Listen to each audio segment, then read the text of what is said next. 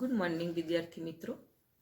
આજના વિડીયોમાં આપણે આવર્ત કોષ્ટકના તત્વોને જે 4 વિભાગમાં વર્ગીકૃત કરેલા છે, એસ વિભાગના તત્વો, પી વિભાગના તત્વો, ડી વિભાગના તત્વો અને એફ વિભાગના તત્વો, અને આ દરેક વિભાગના જે તત્વો છે તે અન્ય વિભાગના તત્વો કરતાં વિશિષ્ટ રીતે ઘણી બધી બાબતમાં અલગ પડતા હોય છે. અને તેમાંથી આજે આપણે જે વિભાગના તત્વોનો અભ્યાસ કરવાનો છે તે એસ વિભાગના તત્વોનો અભ્યાસ કરવાનો છે, જે આપણી ભાગ 1ના ત્રીજા એકમમાં જે આવર્ત કોષ્ટક બતાવેલું છે આ રીતે, જે ડાબી બાજુ એસ વિભાગના તત્વો, જમણી બાજુ પી વિભાગના તત્વો, વચ્ચે સેતુરૂપ એસ અને પી વિભાગના તત્વો વચ્ચે સેતુરૂપ ડી વિભાગના તત્વો, અને નીચે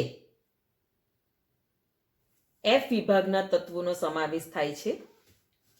એફ વિભાગના તત્વોમાં આપણે સમજી ગયા છીએ લેન્થેનાઇડ સિરીઝ અને એક્ટિનાઇડ સિરીઝના તત્વોનો સમાવેશ થાય છે. આજે આપણે જે અભ્યાસ કરવાનો છે એ એસ વિભાગના તત્વોનો અભ્યાસ કરવાનો છે, જે ડાબી બાજુ અંકિત થયેલા છે. આપણે જોયું તે પ્રમાણે દરેક વિભાગના તત્વો વિશિષ્ટ રીતે ઘણી બાબતમાં જુદા પડતા હોય છે, અને તેથી આવા તત્વોનો અભ્યાસ એક અલગ વિભાગમાં કરવામાં આવે છે.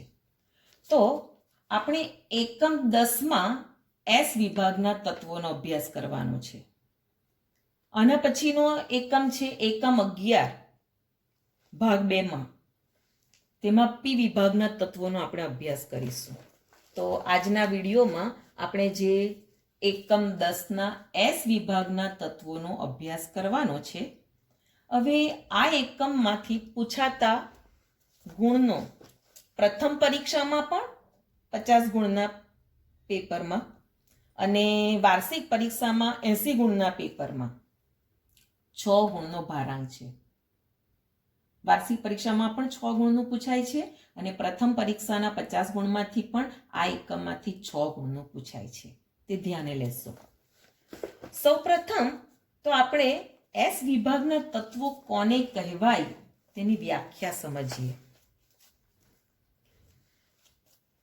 જે તત્વના પરમાણુનો છેલ્લો ઇલેક્ટ્રોન, કયો છેલ્લો ઇલેક્ટ્રોન, એ સૌથી બહારની એસ કક્ષકમાં દાખલ થાય તેવા તત્વોને એસ વિભાગના તત્વો કહે છે. વ્યાખ્યામાં કયા શબ્દ ઉપર વધુ ભાર આપવાનો છે? છેલ્લો ઇલેક્ટ્રોન. ઇલેક્ટ્રોન રચના આપણે શીખી ગયા છીએ. તો ઇલેક્ટ્રોન આપણે ક્રમશઃ જે તે તત્વના પરમાણુ ક્રમાંકને આધારે આપણે ક્રમશઃ ઇલેક્ટ્રોન જે તે કક્ષકમાં ભરતા જઈએ છીએ. તો તેમાં છેલ્લો ઇલેક્ટ્રોન એ સૌથી બહારની એસ કક્ષકમાં દાખલ થતો હોય તો તેવા તત્વોને એસ વિભાગના તત્વો કહે છે. છેલ્લો ઇલેક્ટ્રોન, અને તે પણ સૌથી બહારની એસ કક્ષકમાં. એક સમજીએ આપણે ઉદાહરણ. દાખલા તરીકે આપણે પરમાણુ ક્રમાંક 11 પરમાણુ ક્રમાંક ધરાવતું તત્વ કયું? સોડિયમ.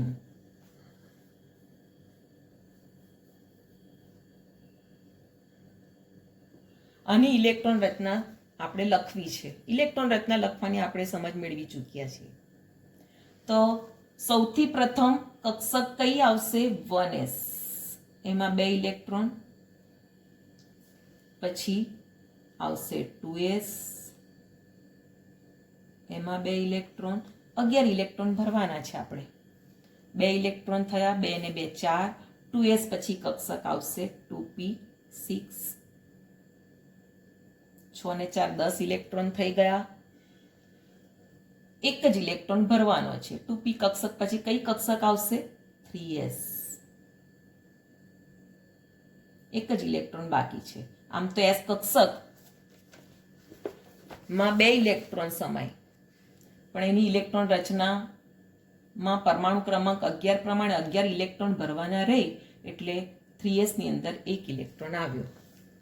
હવે આપણે આ વ્યાખ્યાને સમજીએ. જે તત્વના પરમાણુનો છેલ્લો ઇલેક્ટ્રોન એટલે કે સોડિયમનો છેલ્લો ઇલેક્ટ્રોન કઈ કક્ષકમાં? છેલ્લો ઇલેક્ટ્રોન એટલે કે 11મો ઇલેક્ટ્રોન સૌથી બહારની s કક્ષકમાં, એની ઇલેક્ટ્રોન રચના s કક્ષક તો આવે જ છે. પહેલા 1s કક્ષક આવી, પછી 2s કક્ષક આવી અને છેલ્લે 3s કક્ષક. એટલે સૌથી બહારની s કક્ષક કઈ છે? અહીંયા 3s. અને છેલ્લો ઇલેક્ટ્રોન દાખલ થાય છે s કક્ષકમાં. તેથી આ સોડિયમ એ કયા વિભાગનું તત્વ કહેવાશે? s વિભાગનું તત્વ કહેવાશે. બરાબર. હવે આપણે એ પણ જાણી ચૂક્યા છીએ કે s કક્ષક માત્ર 2 જ ઇલેક્ટ્રોન સમાવી શકે છે. p કક્ષક 6 ઇલેક્ટ્રોન, d કક્ષક 10 ઇલેક્ટ્રોન અને f કક્ષક 17 ઇલેક્ટ્રોન. 14 ઇલેક્ટ્રોન. તો s કક્ષક માત્ર 2 જ ઇલેક્ટ્રોન સમાવી શકે.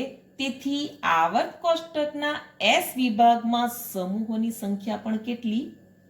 2 સમૂહોનો સમાવેશ થાય છે. પ્રથમ સમૂહ અને બીજો સમૂહ. હવે આપણે એ પણ જાણી ચૂક્યા છીએ કે સમૂહો કેટલા આવર્ત કોષ્ટકની અંદર? ટોટલ કેટલા સમૂહ છે? 18 સમૂહ છે. 18 સમૂહ ક્રમ પ્રમાણે 1 2 3 4 થી 18 સુધી. હવે આ દરેક સમૂહને જૂની પદ્ધતિ રોમન પદ્ધતિ પ્રમાણે પણ એને દર્શાવવામાં આવેલા છે. એને આપણે પાછા રિપીટ કરી લઈએ. જેમાં આપણે જોઈએ તો ડાબી બાજુથી શરૂઆત કરીએ તો જમણી બાજુ તરફ ટોટલ 18 સમૂહ કમ્પ્લીટ. આ પ્રથમ, દ્વિતીય, તૃતીય, ચતુર્થ, 5 6 7 8 9 10 11 12 13 14 15 16 17 અને 18. આ ખૂબ જ અગત્યની બાબત છે, એટલે આપણે એનું પાછું રિપીટ કરીએ છીએ એની સમજ. હવે જૂની પદ્ધતિ કે રોમન પદ્ધતિ પ્રમાણે આ દરેક સમૂહને ક્રમાંક આપવામાં આવેલા છે. તેમાં આ ડાબી બાજુના s વિભાગના તત્વો અને જમણી બાજુના p વિભાગના જે તત્વો છે, તત્વોના જે સમૂહો છે, તેને રોમન એટલે કે જૂની પદ્ધતિ પ્રમાણે એ વિભાગમાં વર્ગીકૃત કરવામાં આવ્યા છે. અને વચ્ચેના જે ડી વિભાગના જે તત્વો છે, તત્વો ધરાવતા જે સમૂહો છે, 3 થી 12 સમૂહ, 3 થી 12 સમૂહ, જેને બી વિભાગમાં વર્ગીકૃત કરવામાં આવેલા છે. અને આપણે એ પણ સમજી ચૂક્યા છીએ કે એ વિભાગ જૂની પદ્ધતિ એટલે કે રોમન પદ્ધતિ પ્રમાણે એ વિભાગના તત્વોના જે સમૂહ છે એ મુખ્ય સમૂહના તત્વો તરીકે ઓળખાય છે. પ્રતિનિધિ તત્વોના સમૂહમાં સમાવેશ થાય છે એ વિભાગના તત્વોના સમૂહોને. તો અહીં એસ વિભાગના જે સમૂહ છે, 2 સમૂહ 1 અને 2, તેને રોમન લિપિમાં 1a 2a તરીકે દર્શાવાશે. હવે 13મો સમૂહ, અહીંયા તે એકમ જ અંક છે, અહીંયા 2 અંક ધરાવતો, એટલે એકમનો અંક કયો? 3 4 5 6 અને 7. તો જે એકમનો અંક છે તેને રોમન લિપિમાં 13મા એકમનો અંક 3, તો તેને રોમન લિપિમાં 3a આ રીતે લખાય. એવી રીતે 17 સુધી. પણ 18મા સમૂહને રોમન લિપિમાં કયા સમૂહ તરીકે ઓળખવામાં આવે છે? શૂન્ય સમૂહ. એટલે આ ખાસ ધ્યાન રાખજો. એ નથી એ વિભાગમાં આવતું કે નથી બી વિભાગમાં આવતું એને શૂન્ય સમૂહના તત્વો તરીકે ઓળખવામાં આવે છે. કારણ કે આ સમૂહના તત્વોની ઇલેક્ટ્રોન રચના સંવૃત કોષ રચના ધરાવતી ઇલેક્ટ્રોન રચના કક્ષા સંપૂર્ણ 2, 8, 18, 32 એ પ્રમાણેની ઇલેક્ટ્રોન સંવૃત કોષ રચના ધરાવતી ઇલેક્ટ્રોન રચના ધરાવે છે. એટલે આ સમૂહના તત્વો સ્થાયી નિષ્ક્રિય છે, એટલે કોઈ સંયોજકતા ધરાવતા નથી, એટલે એને શૂન્ય સમૂહના તત્વો તરીકે ઓળખવામાં આવે છે. એટલે રોમન લિપિમાં 18મા સમૂહને કે જેને આપણે નિષ્ક્રિય વાયુ સમૂહના તત્વો, ઉમદા વાયુ સમૂહના તત્વો, વિરલ વાયુ તત્વોના સમૂહના તત્વો તરીકે પણ ઓળખીએ છીએ. ક્રમાંક પ્રમાણે 18મો અને જૂની એટલે કે રોમન પદ્ધતિ પ્રમાણે એને શૂન્ય સમૂહના તત્વો કહેવાય. એટલે એ વિભાગની અંદર 1 થી 7 સમૂહના તત્વોનો સમાવેશ થાય છે.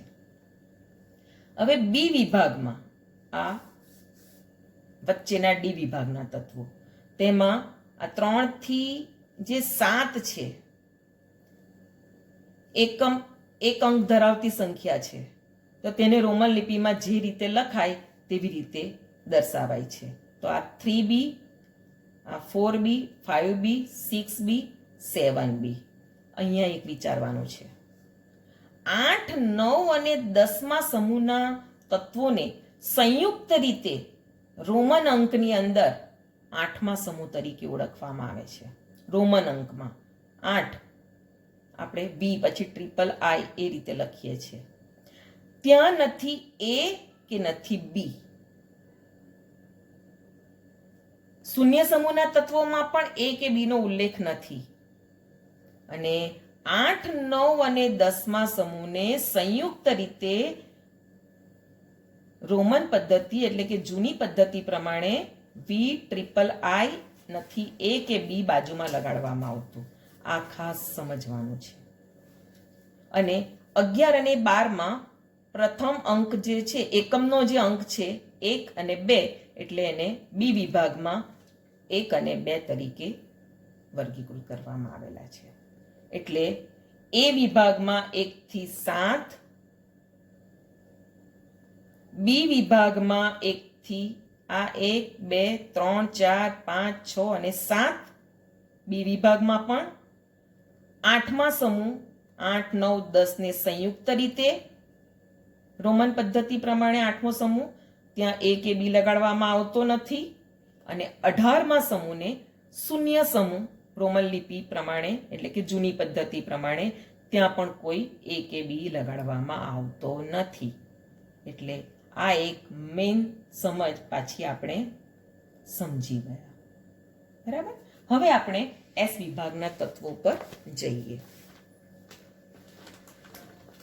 હવે સમૂહ 1 ને આપણે જોઈ ગયા કે જૂની પદ્ધતિ રોમન પદ્ધતિ પ્રમાણે 1A સમૂહથી દર્શાવાય છે. આ એકમમાં આપણે એસ વિભાગના તત્વોનો અભ્યાસ કરવાનો છે, જેમાં 2 સમૂહનો અભ્યાસ થાય છે. આપણે આજના વિડીયોમાં ફક્ત આપણે પ્રથમ સમૂહના તત્વો ને જ આપણે સમજીશું, જેને આલ્કલી ધાતુઓ તરીકે ઓળખવામાં આવે છે. હવે આલ્કલી ધાતુઓ નામ કેમ આપવામાં આવ્યું? સમૂહ 1ના તત્વોને સામૂહિક રીતે આલ્કલી ધાતુઓ કહેવાય છે. કારણ કે આ સમૂહના જે તત્વો છે એ સમૂહોના તત્વોના ઓક્સાઇડ જે છે, ઓક્સાઇડ સંયોજનો, આ સમૂહમાં સોડિયમ તત્વનો સમાવેશ થાય છે. તો સોડિયમ તત્વનો ઓક્સાઇડનું સંયોજન જો લઈએ તો Na2O, બીજો એક એનો ઓક્સાઇડ લઈએ પોટેશિયમ તત્વનો ઓક્સાઇડ K2O. તો આ જે ઓક્સાઇડ છે તે આલ્કલાઇન છે, પ્રબળ આલ્કલાઇન એટલે કે બેઝિક. અને આ સમૂહના જે તત્વો છે એ પાણી સાથે પ્રક્રિયા કરીને પ્રબળ આલ્કલી બનાવે છે. લઈએ ઉદાહરણ તરીકે આપણે, દાખલા તરીકે સોડિયમ તત્વ પાણી સાથે પ્રક્રિયા કરશે એટલે બનાવશે પ્રબળ આલ્કલી NaOH.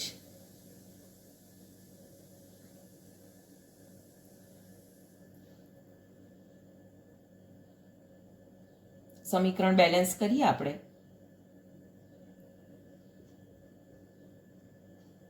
સાથે હાઇડ્રોજન વાયુ પણ મુક્ત કરે છે.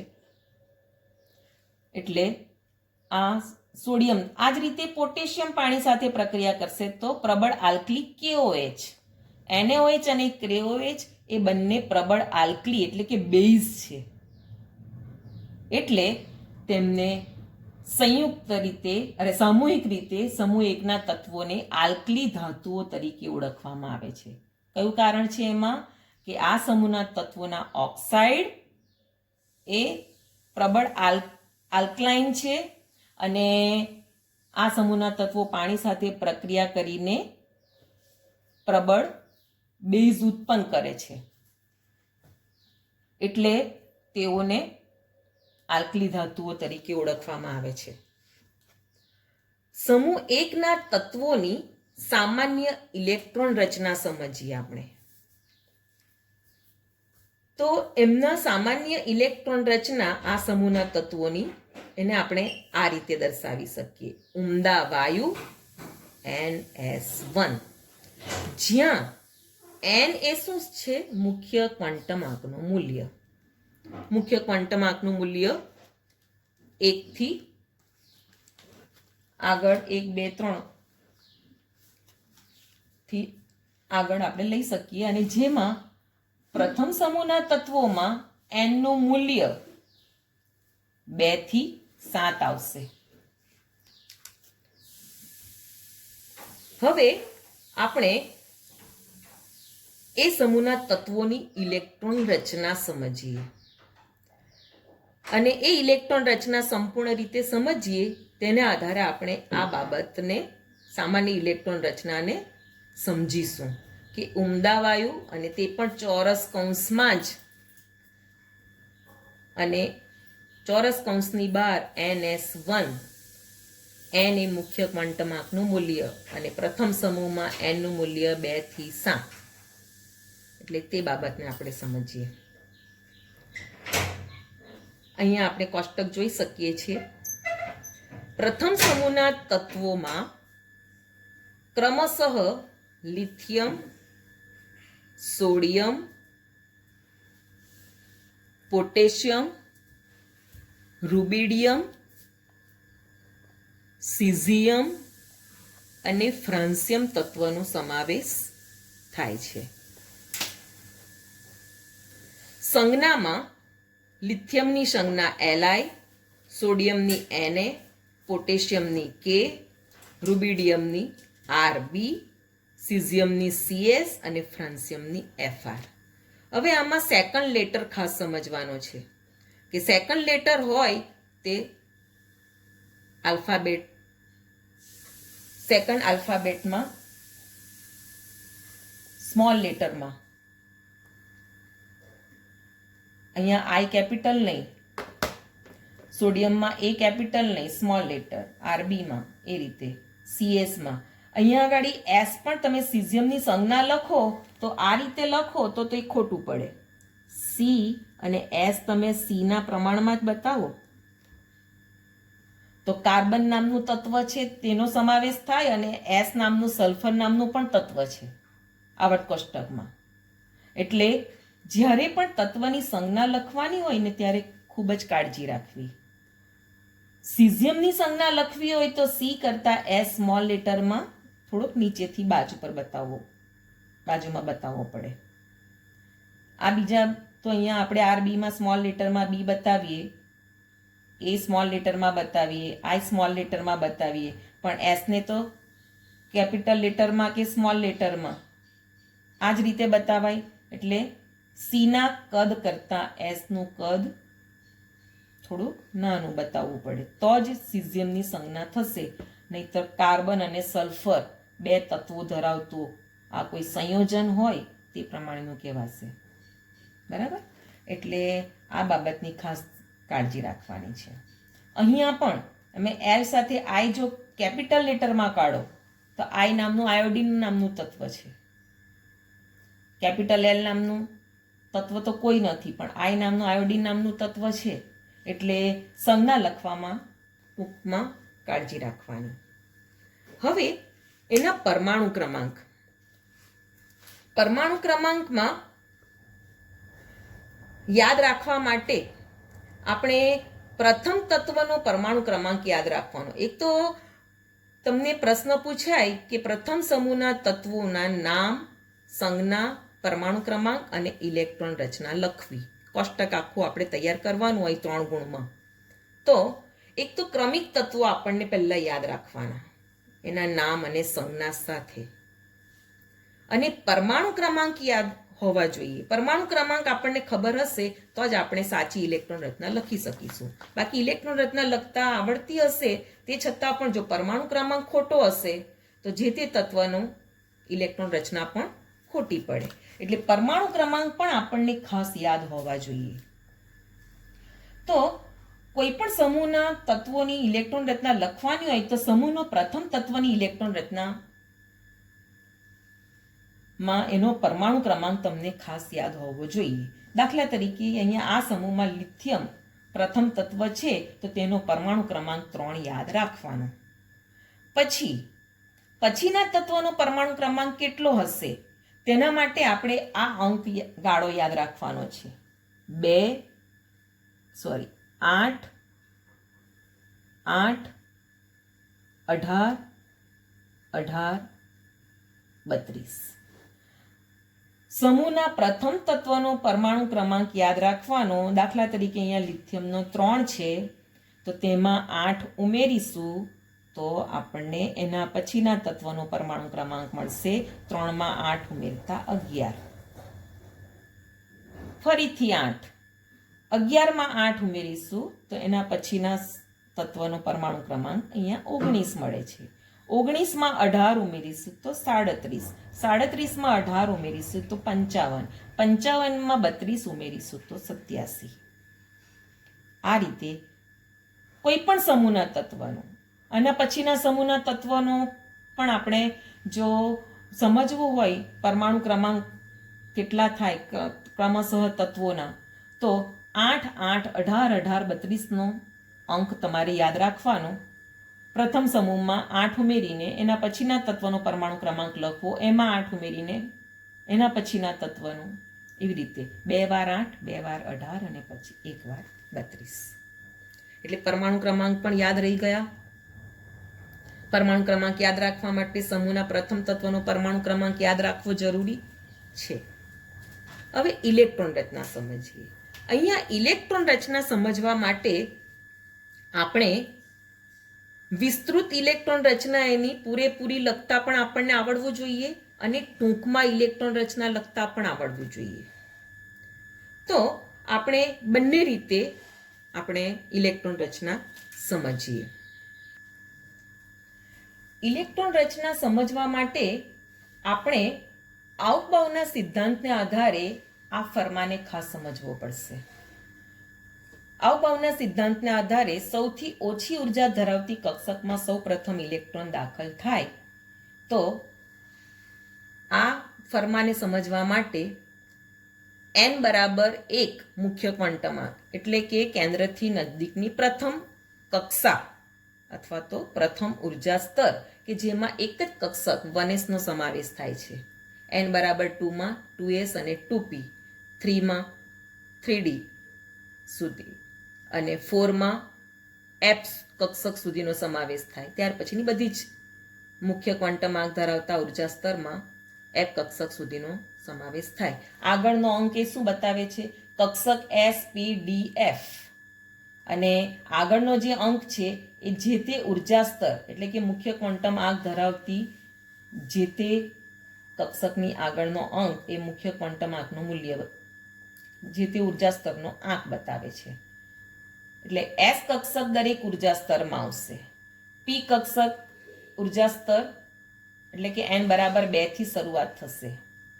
d કક્ષકની શરૂઆત n બરાબર 3 ત્રીજા ઉર્જા સ્તરથી શરૂઆત થશે અને f કક્ષકની શરૂઆત n બરાબર 4 થી એટલે કે ચોથા ઉર્જા સ્તરથી f કક્ષકનો સમાવેશ થાય. તો અહીંયા આને આધારે સમજીએ તો સૌ પ્રથમ ઇલેક્ટ્રોન 1s માં દાખલ થાય, ત્યાર પછી 2s માં, પછી 2p માં, પછી 3s માં, ત્યાંથી જઈએ તો ત્યાર પછી 3p માં. હવે આપણે એમ સમજીએ કે 3p પછી 3d માં, 3d માં નહીં, 3d કરતાં 4s કક્ષકનું ઉર્જાનું મૂલ્ય કેવું છે? ઓછું છે, જે સૈદ્ધાંતિક રીતે આપણે સાબિત કરી ચૂક્યા છે ને આગલા વિડીયોમાં આપણે એનો અભ્યાસ પણ કર્યો છે. તો 3p પછી 4s, પછી 3d, 4p, 5s,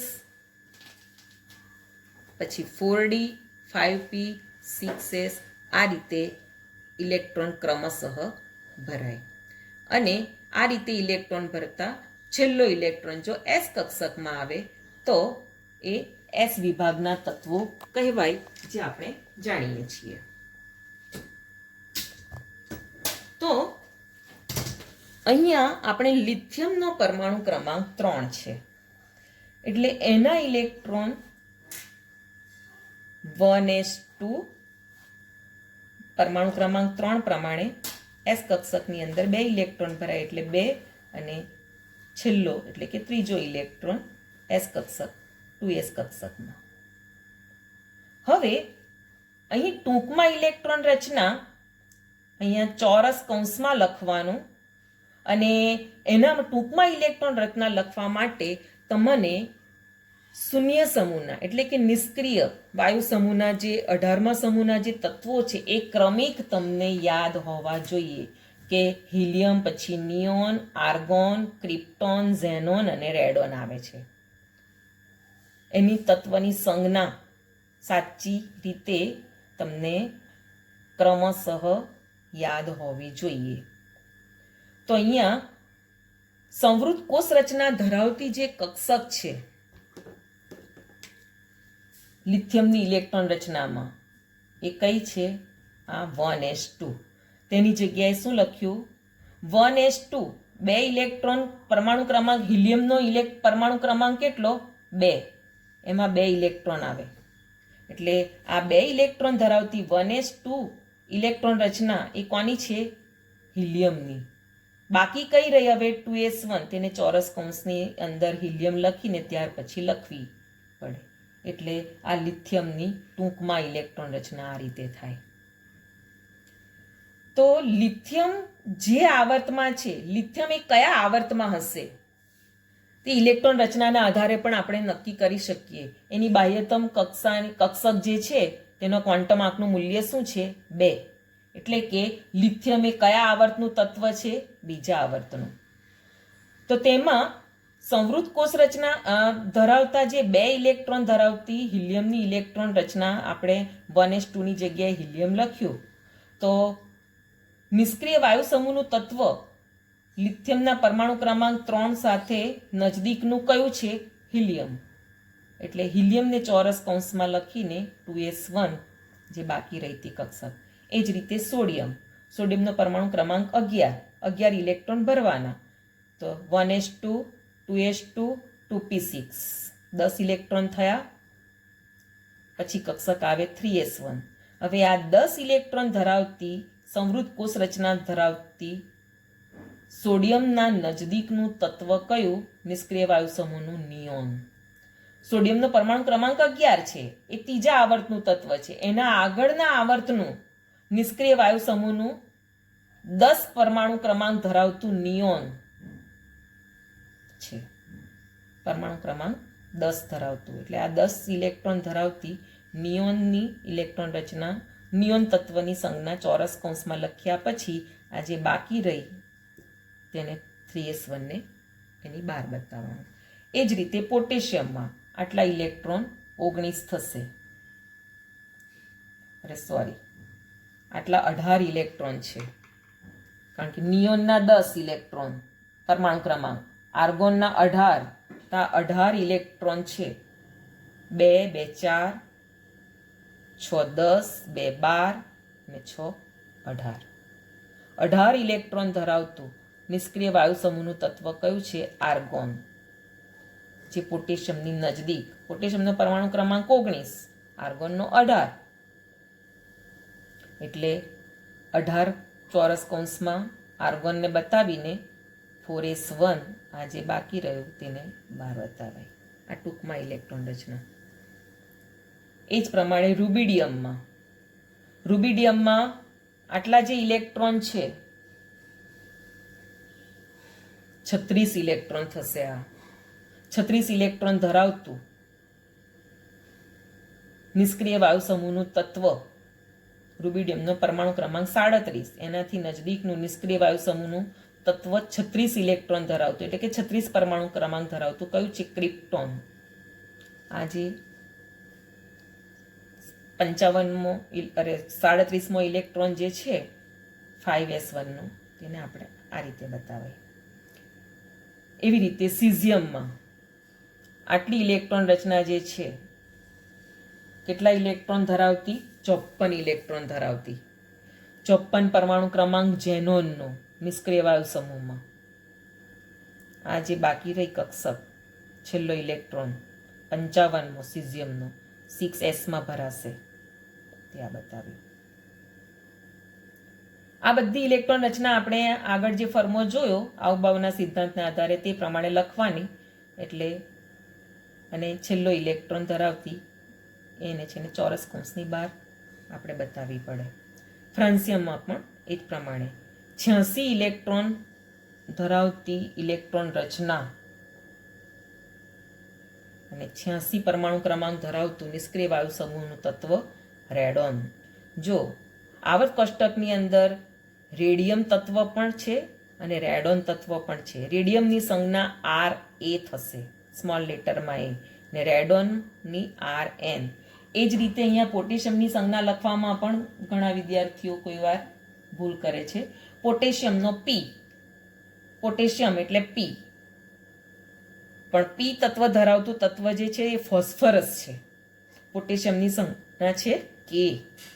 એટલે આવા અમુક તત્વોની થોડીક સમાન અર્થી સંજ્ઞા કે નામ ધરાવતું હોય તો એ જરાક ધ્યાન પર વિશેષ અભ્યાસ અર્થે જોવાનું. એટલે આ આપણે ટૂંકમાં ઇલેક્ટ્રોન રચના જુઓ. હવે આપણે સમૂહ એકના તત્વોની સામાન્ય ઇલેક્ટ્રોન રચના સમજીએ. જો સામાન્ય ઇલેક્ટ્રોન રચનામાં સામાન્ય શું છે? આ સમૂહના દરેક તત્વોમાં સામાન્ય શું જોવા મળે છે આપણને? તો ચોરસ કૌંસની અંદર નિષ્ક્રિય વાયુ તત્વ, જેને ઉમદા વાયુ તત્વો પણ કહેવાય છે, અને બહાર શું જોવા મળે છે? અહીં લિથિયમમાં 2s1, સોડિયમમાં 3s1. સામાન્ય શું જોવા મળે છે? s કક્ષક અને 1 ઇલેક્ટ્રોન, s કક્ષક 1 ઇલેક્ટ્રોન. બરાબર? એટલે એની સામાન્ય ઇલેક્ટ્રોન રચના અને નિષ્ક્રિય વાયુ સમૂહના તત્વો ચોરસ કૌંસમાં જ લખાય. સમૃદ્ધ કોષ રચના ધરાવતા તત્વોને ચોરસ કૌંસમાં સંજ્ઞામાં લખવાનું. અને અહીંયા ક્રમશઃ એ તત્વો હિલિયમ, નિયોન, આર્ગોન છે. પણ સામાન્ય ઇલેક્ટ્રોન રચના લખવી હોય, સમૂહ એકના તત્વોની સામાન્ય ઇલેક્ટ્રોન રચના લખો, ટૂંકમાં પ્રશ્ન હોય 1 માર્ક્સનો, તો તમારે કયું લખાય? આ રીતે અને આ રીતે ઉલ્લેખ આપવો પડે. તો ઉમદા વાયુ, કારણ કે આ બધા ઉમદા વાયુઓ છે, એટલે ચોરસ કૌંસમાં ઉમદા વાયુ લખવાનું. અને કૌંસની બહાર NS1 સામાન્ય. બીજું શું છે? S1 બધામાં છે, ફક્ત મુખ્ય ક્વોન્ટમાર્ક n નું મૂલ્ય બદલાય છે. એટલે અહીંયા આગળ સામાન્ય ઇલેક્ટ્રોન રચનામાં આપણે 2, 3, 4 નહીં લખતા શું લખવું પડે? જેને મુખ્ય ક્વોન્ટમાર્ક કહેવામાં આવે છે n. એટલે આપણે n લખવાનું. અને n નું મૂલ્ય આ પ્રથમ સમૂહના તત્વોમાં શું છે? 2 થી 7. લિથિયમમાં 2 છે અને છેલ્લું ફ્રાન્સિયમમાં કયું છે? 7. એટલે 2 થી 7. ખ્યાલ આવ્યો? બધાને જ ખબર પડી ગઈ હશે. બરોબર? હા. એટલે આ રીતે તમારે હવે તમને એ રીતે પ્રશ્ન પૂછાય કે રૂબિડિયમની સામાન્ય ઇલેક્ટ્રોન રચના લખો. રૂબિડિયમ તત્વની સામાન્ય ઇલેક્ટ્રોન રચના. તો આપણે કયું લખાય? તે વખતે રૂબિડિયમનું પૂછેલું છે. એટલે રૂબિડિયમમાં ઉમદા વાયુ તત્વ કયું છે? ક્રિપ્ટોન. સમૃદ્ધ કોષ રચના ધરાવતું એની ઇલેક્ટ્રોન રચનામાં. અને n નું મૂલ્ય 5 ધરાવતી 5s1 એની ઇલેક્ટ્રોન. એટલે રૂબિડિયમની સામાન્ય ઇલેક્ટ્રોન રચના શું થશે? બાહ્યતમ કક્ષાની અથવા તો એની સામાન્ય એની ઇલેક્ટ્રોન રચના લખવાની હોય રૂબિડિયમની, તો ક્રિપ્ટોન 5s1. પણ સામાન્ય શબ્દ વપરાય તો આખા સમૂહ માટે કોમન. પણ રૂબિડિયમ તત્વની ઇલેક્ટ્રોન રચના લખો તો ક્રિપ્ટોન. 5s1 ક્રિપ્ટોનને અહીંયા ચોરસ કૌંસમાં લખવાનું. એટલે તમને ઇલેક્ટ્રોન રચના આ સમૂહના કોઈ પણ તત્વની પૂછાય તો તમને યાદ હોવું જોઈએ. હવે આમાં વિશિષ્ટતા દર્શાવતું એક આ તત્વ છે. સોડિયમ અને પોટેશિયમ બહુ જ જૂજ પ્રમાણમાં વિપુલ પ્રમાણમાં પૃથ્વીના પોપડામાં મળી આવે છે. રૂબિડિયમ અને સિઝિયમ અલ્પ પ્રમાણમાં મળી આવે છે. ફ્રાન્સિયમ એ રેડિયો એક્ટિવ એટલે કે કિરણોત્સર્ગી તત્વ છે, એટલે એ ઘણા જ અલ્પ પ્રમાણમાં મળે છે. અને એના સમસ્થાનિક છે તેમાં ફ્રાન્સિયમનો 223 સમસ્થાનિક જે છે તે અર્ધ આયુષ્ય સમય એનું 21 મિનિટ જેટલું ટૂંકું છે. એટલે ટૂંકા પ્રશ્નોમાં આ એક બાબત યાદ રાખવાની છે. બરાબર. Thank you.